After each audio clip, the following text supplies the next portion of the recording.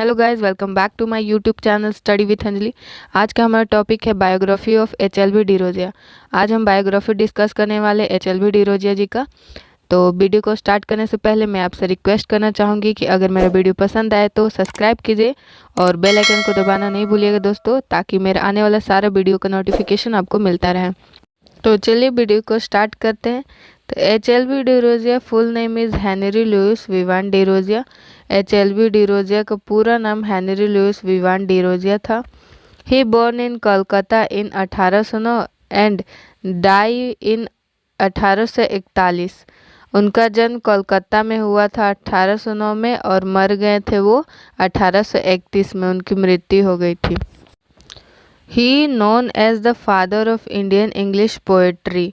उनको father of Indian English poetry के नाम से भी जाना जाता था। His father was a Portuguese and mother was an Indian. उसके जो पिता थे वो एक पुर्तगाली थे और मदर जो थी, माता जो थी, वो एक इंडियन थी। He started his career at the age of 14। उन्होंने अपना करियर स्टार्ट किया था 14 साल की उम्र से as a clerk in a film, और कलर की जॉब में। But he was not interested in this job. लेकिन उनको इस जॉब में बहुत दिलचस्पी नहीं थी, उनको मज़ा नहीं आता था इस जॉब में। So he become a teacher of English literature at the Hindu college by the effort of doctor John Grant of Kolkata. फिर उन्होंने क्या किया कि उन्होंने एक टीचर बन गए इंग्लिश लिटरेचर के अंदर। और कहाँ पे बन गए? हिंदू कॉलेज। लेकिन जो एफर्ट था उनको, जो लिटरेचर इंग्लिश टीचर बनाने का जो एफर्ट था वो किनका था? तो वो था डॉक्टर जॉन ग्रेंट, जो कि कहाँ पे थे? वो कोलकाता में रहते थे। He developed himself in the field of English literature. और उन्होंने अपने आप को डेवलप किया field of Indian English literature के अंदर। उन्होंने अपने आप को ज़्यादा प्रयास किया कि इंडियन इंग्लिश फील्ड के अंदर वो ज़्यादा से ज़्यादा डेवलप हो, और उन्होंने स्टार्ट कर दिया था डेवलपमेंट अपना इंग्लिश लिटरेचर के अंदर।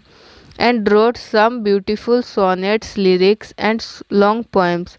और उन्होंने बहुत सारे खूबसूरत कविताएं लिखी, लिरिक्स लिखी और लॉन्ग पोएम्स लिखी, जो कि अब चलिए अब हम उनके मास्टरपीस को जान लेते हैं कि उनका मास्टरपीस कौन कौन सा था।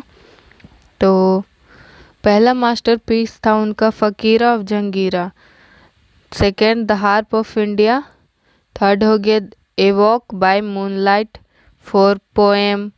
फिर the song of Hindustani minstrels, going into darkness. और फिर हो गया माय नेटिव लैंड सॉन्ग।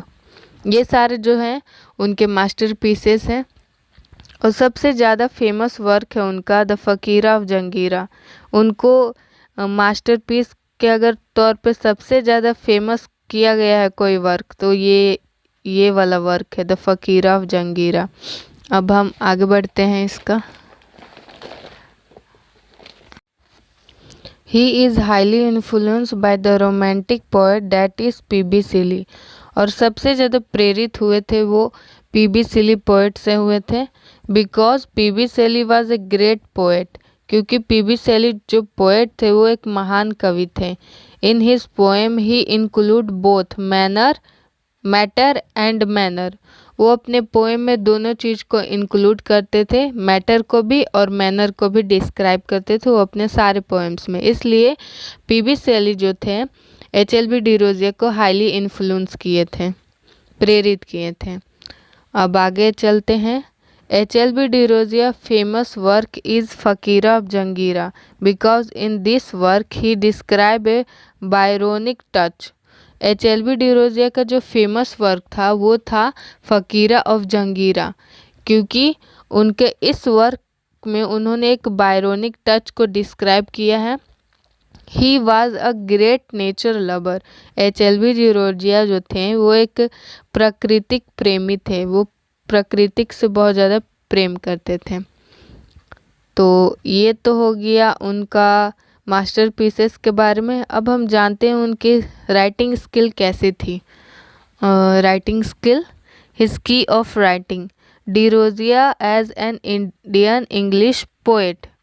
डिरोजिया जो थे वो एक इंडियन इंग्लिश पोएट थे, इंडियन इंग्लिश कवि थे वो। Who is truly a son of the soil, जो कि एक सच्चे देशभक्त थे, या फिर बोल लिया जाए कि वो एक सच्चे बेटे थे अपने देश का। He is also a pioneer poet in the use of Indian mythum, diction, thought। वो एक पायनियर पोएट थे, पायनियर कवि थे, महान कवि थे। और इंडिया में उनका यूज़ बहुत जगह होता था, जैसे माइथन में होता था, डिक्शन में होता था, सोच में होता था, सारे इन चीज़ों में इनका यूज़ बहुत ज़्यादा होता था। ये सभी का एग्जाम्पल बहुत से पोएम में थे उनका, जैसे Himalaya, Chandrabhim, the song of Hindustani minstrel ETC। All are the example of true reality. ये सब जितने भी पोएम दिख रहे हैं आपको, वो सब उनके ट्रू रियलिटी। तो चलिए अब हम कंक्लूजन को बताते हैं। Conclusion: Thus, when we conclude, H.L.V. Dirozia was a great contribution to the English literature in India and all over India। जब हम HLV डिरोजिया को कंक्लूड करते हैं, नापते हैं, तो हमें ये पता चलता है कि HLV डिरोजिया जो हैं वो इंग्लिश लिटरेचर के एक महान कवि है, जो कि इंडिया ही नहीं बल्कि पूरे दुनिया में एक महान कवि के तौर पे जाने जाते हैं। We find that he is a great poet in Indian poetry in English। और हमें ये पता चलता है कि वो एक महान कवि है जो कि इंडिया के हैं और इंडियन इंग्लिश पोएट्री के हैं। He is immortal in the field, sorry, he is immortal in the history of lit for his grand contribution to the world।